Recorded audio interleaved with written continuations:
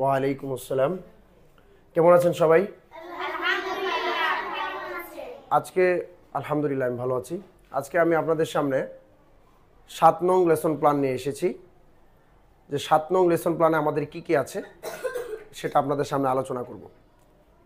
যে ৭ নং লেসন প্ল্যানে আমাদের নাজেরা পড়া মানে রিডিং পড়া যেটাকে আমরা বলি, সূরাতুন নাজিআর ১৪ নম্বর আয়াত থেকে নিয়ে ৩৫ নম্বর আয়াত পর্যন্ত।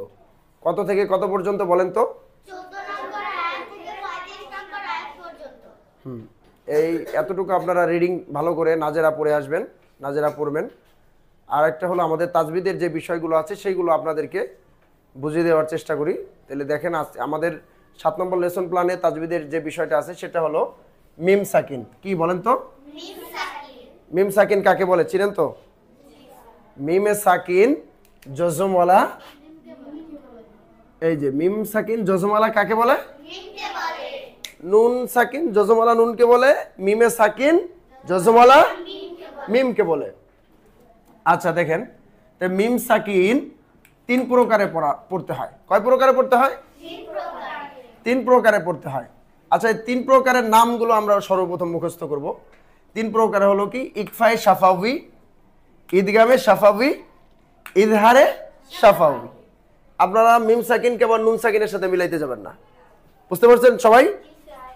তো ১ নম্বর হলো ইকফায়ে শাফাউি, ঈদগামে শাফাউি, ইজহারে শাফাউি।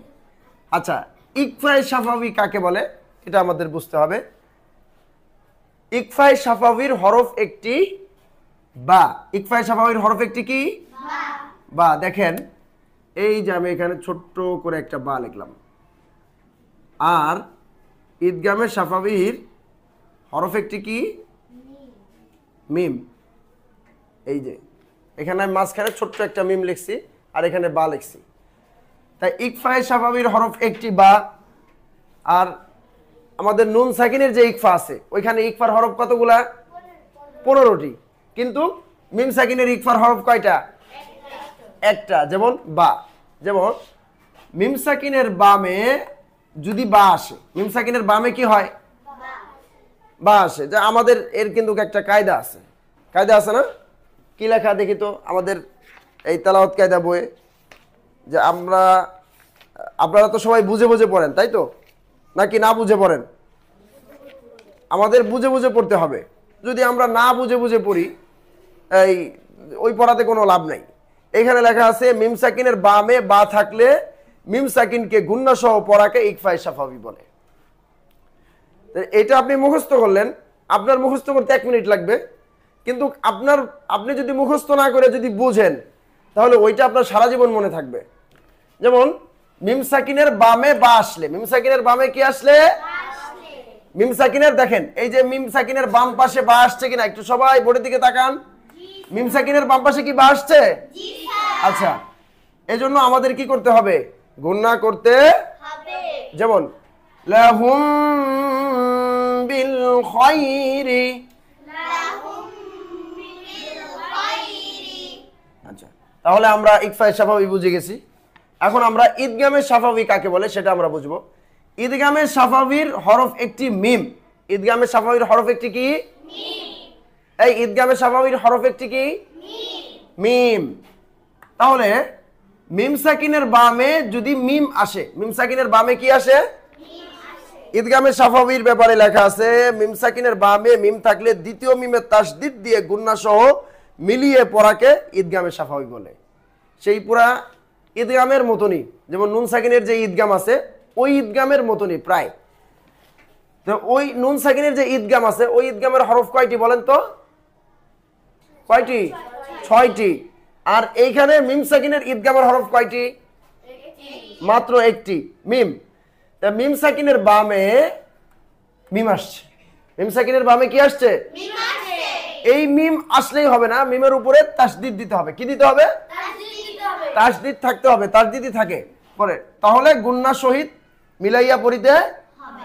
হ্যাঁ দেখেন কিভাবে গুন্না করবেন। লাহুম মা ইয়াশা, বলেন লাহুম মা ইয়াশা। সবাই কি বুঝছেন ঈদগামে শাফাউি কাকে বলে?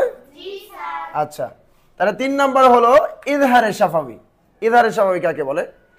ইজহারে মানে মিম সাকিনের প্রকারগুলোর মধ্যে যেমন বা মিম ব্যতীত যত হরফ আছে, বা আর মিম ব্যতীত যত যত হরফ আছে, আলিফ বা তা সা যা আছে সব ওইগুলা, সরি বা বাদ দিয়া আলিফ তা সা জিম, ওগুলা হলো মিম সাকিনে ইজহারের হরফ। মিম সাকিনে কিসের হরফ? ইজহারের হরফ। যে ইজহারের শাফাবি এর যে বা মিম ব্যতীত যত যত হরফ আছে সব হরফকে কি বলে? ইজহারের শাফাবির হরফ বলে। তা মিম সাকিনের বামে যদি বা মিম ব্যতীত যে কোনো হরফ আসছে, এখানে দাল আসছে, এখানে কি আসছে? কি আসছে? দাল আসছে। তাই ইজহারের শাফাবি এটা কি স্পষ্ট করে পড়তে হয়, এটার কি গুণনা করতে হবে? যেমন নুন সাকিনের ইজহারেও গুণনা নাই, মিম সাকিনের ইজহারেও কি নাই? গুণনা। বুঝতে পারছেন? ওয়া বিহামদিকা,